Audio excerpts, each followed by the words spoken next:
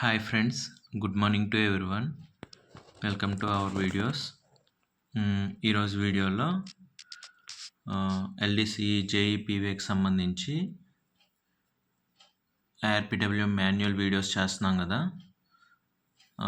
దానిలో కంటిన్యూషన్ భాగంగా chapter 2 track structure and components ఈ చాప్టర్ గురించి తెలుసుకుందాము. వీడియోలోకి వెళ్ళిపోతే ఫస్ట్ స్టార్టింగ్ ఏమంటున్నారంటే classification of lines. The busy lines have been classified into 6 groups A to E on the basis of the future maximum permissible speeds as under. అంటే లైన్స్ని ఎన్ని రకాలుగా classification చేశారు రైల్వే లైన్స్ని అని చెప్పేసి స్టార్ట్ చేశారనమాట. టోటల్ 6 గ్రూప్స్ కింద divide చేశారు, group A నుండి గ్రూప్ ఈ వరకు అనమాట. అది దేన్ని బేస్ చేసుకొని చేశారు అంటే మ్యాక్సిమం పర్మిసిబుల్ స్పీడ్స్, అంటే ఒక్కొక్క లొకేషన్లో ఒక్కొక్క స్పీడ్ అవసరమై ఉంటుంది. సో దాన్ని బేస్ చేసుకొని టోటల్ 6 గ్రూప్స్ కింద డివైడ్ చేశారనమాట.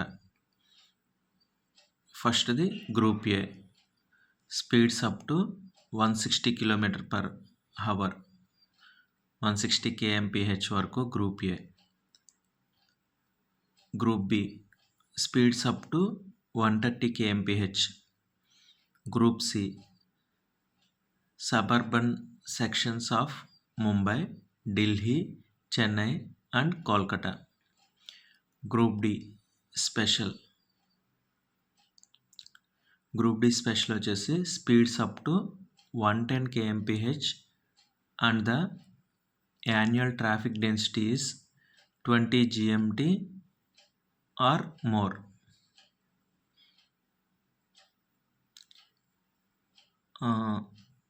ఫిఫ్త్ వన్ వచ్చి group D, speeds up to 110 kmph and the annual traffic density is less than 20 GMT.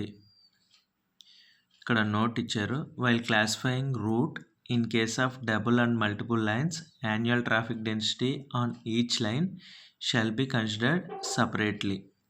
The route shall be classified based on the highest GMT on any one line. Okay. Sixth one group E, all other sections and branch lines with speed up to 100 kmph. So మన ట్రాక్ని అనేది ఇలాగా total 6 groups divide చేశారనమాట. Group A, group B, group C, group D. Group డిలో 2 ఉన్నాయి, group D special, మామూలు group D. తర్వాత లాస్ట్ది గ్రూప్ ఏ అనమాట. వాటి యొక్క స్పీడ్స్ని బేస్ చేసుకొని ఇలా డివైడ్ చేయడం జరిగింది. రైల్వే భాషలో వచ్చేలకి ఇది గ్రూప్ ఏ రూటా, గ్రూప్ బి రూటా ఇట్లా మాట్లాడుకుంటారనమాట. ఇక్కడ ఉండే lines group A lines, group B అని. అంటే అక్కడ వెళ్ళే స్పీడ్ ఎంత, 160 kmph స్పీడ్ వెళ్ళే లైనా, 130 వెళ్ళే లైనా, అట్లా ఇలాగా క్లాసిఫికేషన్ ఆఫ్ లైన్స్. ఆ లైన్లో బళ్ళు ఎంత స్పీడ్లో వెళ్తాయి అని చెప్పేసి ముందుగా అన్నీ డిజైన్ చేసుకున్నారనమాట. అదే ఇక్కడ క్లియర్గా చెప్పడం జరిగింది. గ్రూప్ ఏ లైన్ అంటే 160 స్పీడ్లో వెళ్తాయి అక్కడ ట్రైన్స్. గ్రూప్ బి లైన్ అంటే 130 స్పీడ్లో వెళ్తాయి. గ్రూప్ సి అంటే ఈ ఎక్కడ వాడతారో చెప్పారు, ముంబై, ఢిల్లీ, చెన్నై, కోల్కతా అక్కడ వాడతారంట. అక్కడ సబర్బన్ సెక్షన్స్లో వాడతారంట. గ్రూప్ డి స్పెషల్ వచ్చేసి speed up to 110 kmph, traffic density 20 GMT. అది ట్రాఫిక్ డెన్సిటీ బట్టి కూడా అక్కడ ఎన్ని రైళ్ళు తిరుగుతున్నాయి అనే దాన్ని బట్టి కూడా బేస్ చేసుకుంటారు. స్పీడ్ ఎంత వెళ్తుంది, ట్రైన్స్ ఎన్ని తిరుగుతున్నాయి అని.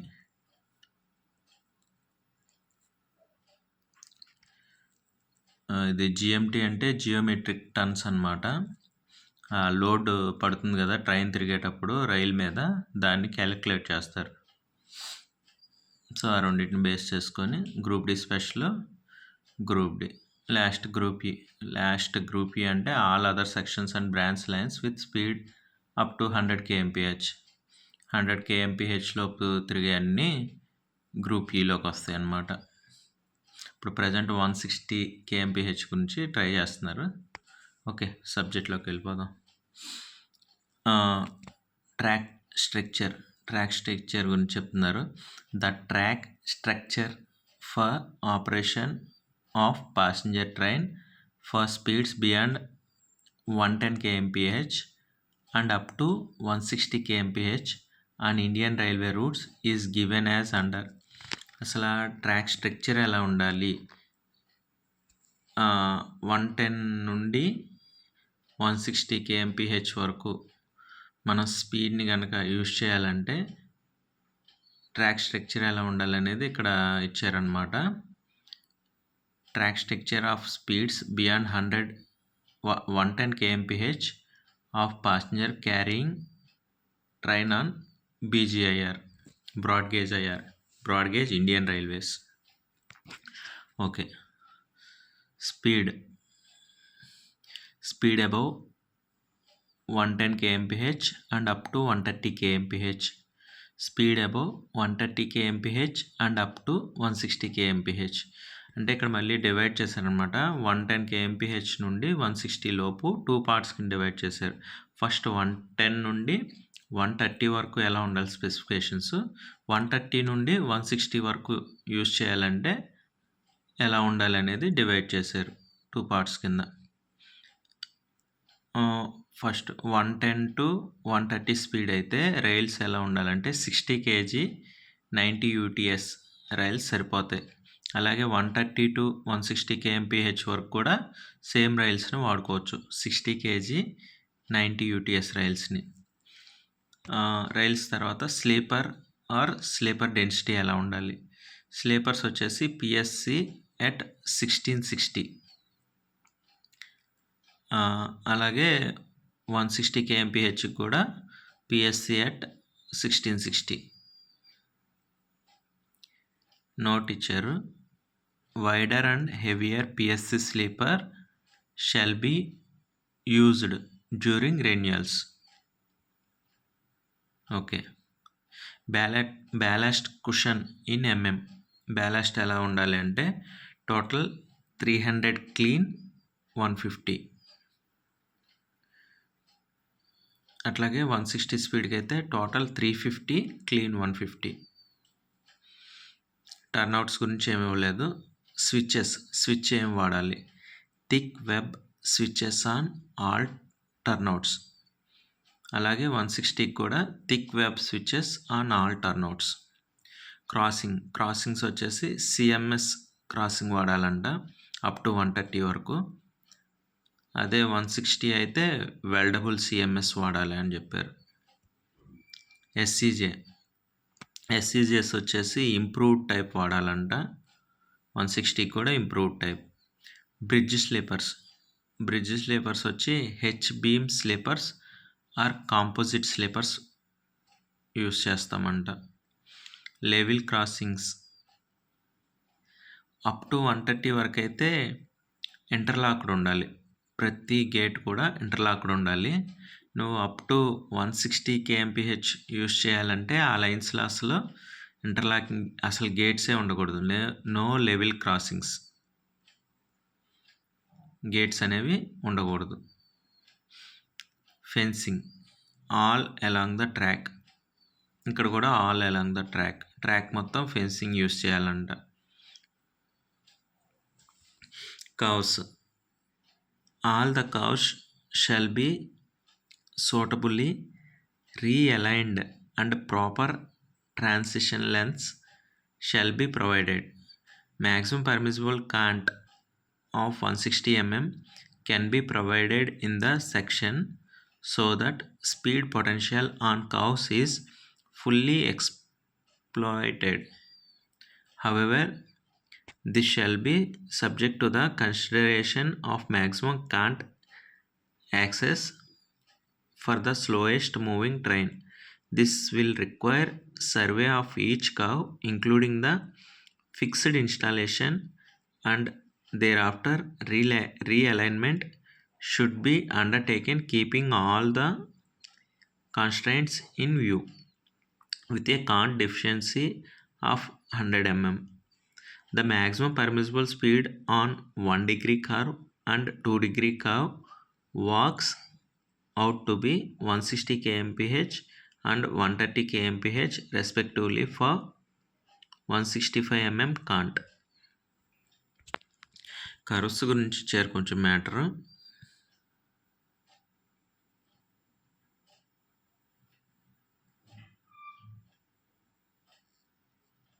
అంతా కరెక్ట్గా ఉండాలి అంటున్నారు. All the curves shall be suitably realigned and proper transition lengths shall be provided.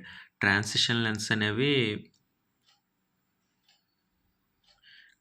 ఖచ్చితంగా ఉండాలి, ప్రాపర్గా ఉండాలి అంటున్నారు. Maximum permissible cant of 165 mm can be provided in the section so that speed potential on curves is fully exploited. ఆ speed అనేది ప్రాపర్గా maintain చేయాలంటే can't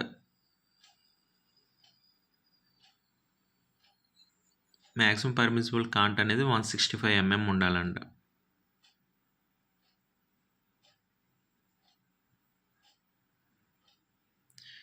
However, this shall be subjected to the consideration of maximum cant access for the slowest moving train. అది slowest moving ట్రైన్ని base చేసుకొని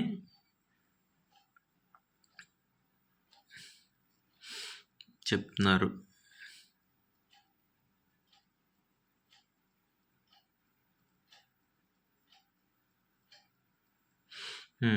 ఇది చేసేటప్పుడు ప్రతి ఒక్క కర్వ్ని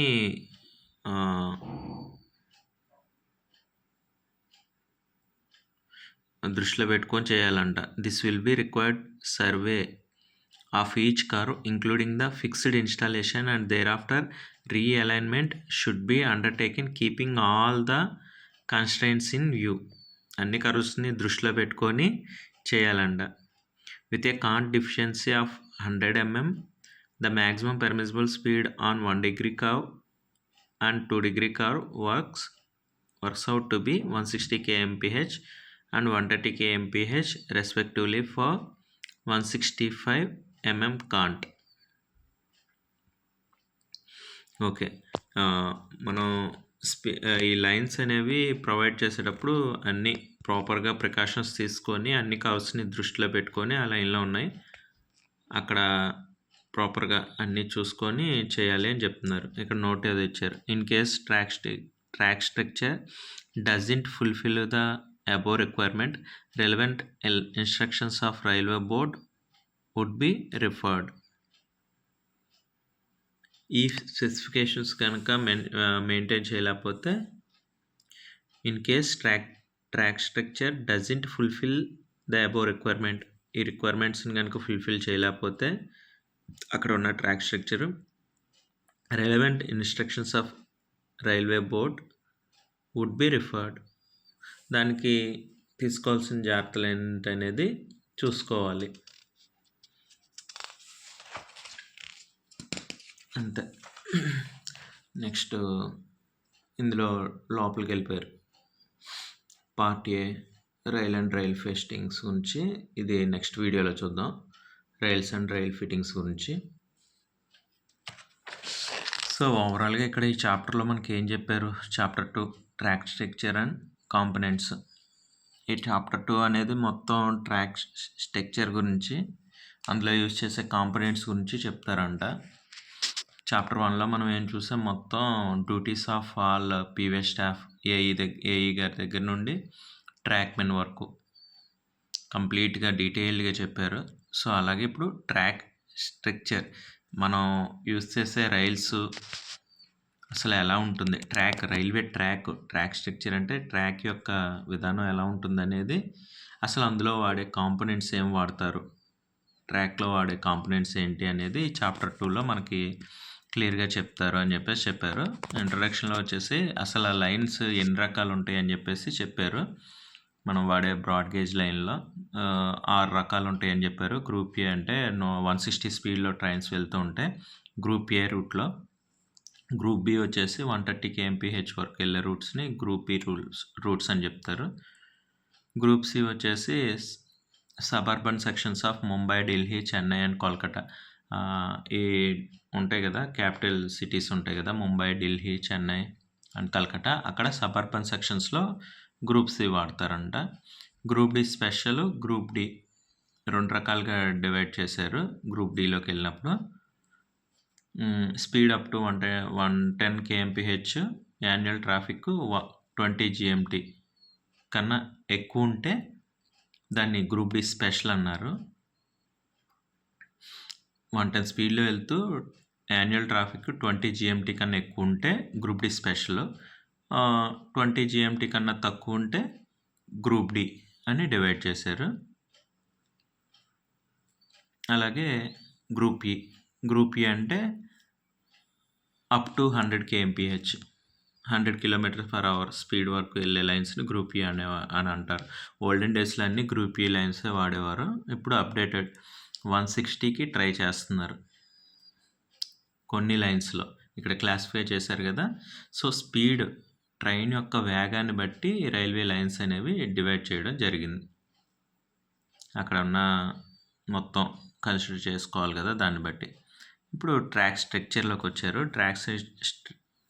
ట్రాక్ స్ట్రక్చర్లోకి వచ్చేలాకి అసలు 110 to 130 ఉండాలంటే స్పెసిఫికేషన్స్ ఏంటి, 130 to 160 వరకు స్పీడ్ వేగం వెళ్ళాలంటే ఏమేమి స్పెసిఫికేషన్స్ ఉండాలి అనే దాని గురించి చెప్పుకుంటూ వచ్చారు.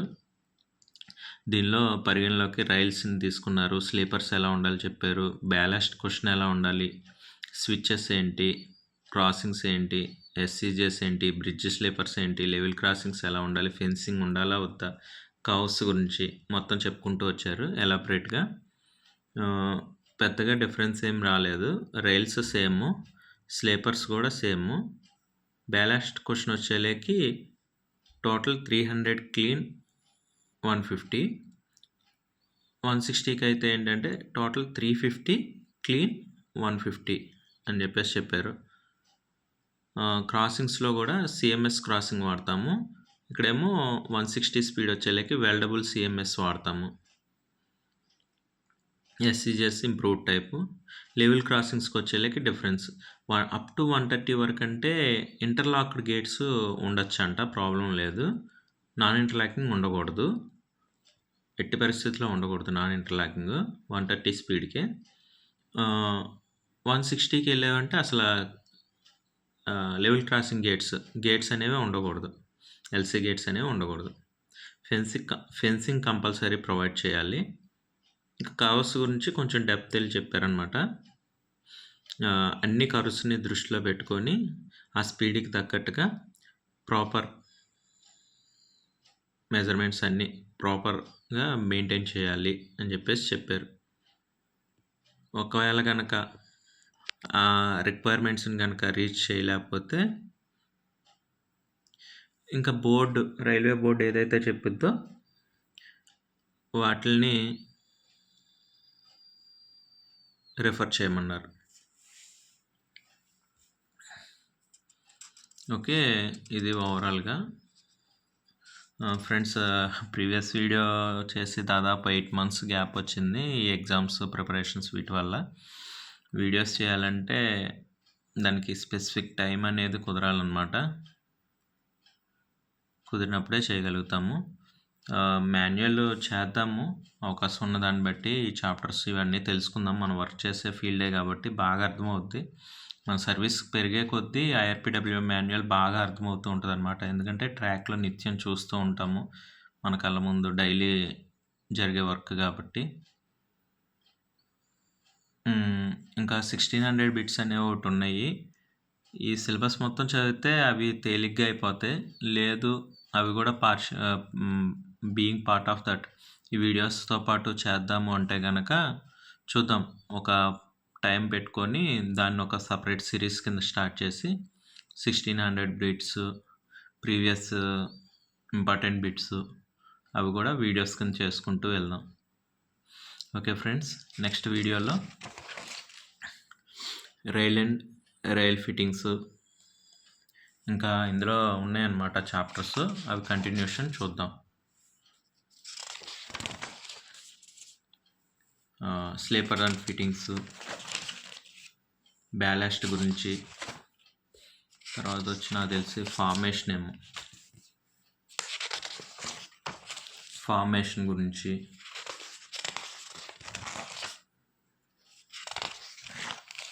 తర్వాత insulated joints and switch expansion joints, తర్వాత వచ్చి track structure and bridges, list of commonly used track fittings for the guidance of field engineers. అంతే, ఇక్కడితో చాప్టర్ అయిపోతుంది. సో వీటన్నిటి గురించి తెలుసుకుంటే మనకి చాప్టర్ 2 కంప్లీట్ అవుద్ది అనమాట సక్సెస్ఫుల్గా. అంతా నాలెడ్జ్ అంటే సబ్జెక్ట్ తెలుసుకుంటే మనకి మనం చేసే వర్క్ గురించి బాగా ఐడియా ఉంటుంది. మొత్తం అయిపోతే చాప్టర్ 2 అవుతుంది. ఓకే, చూద్దాం.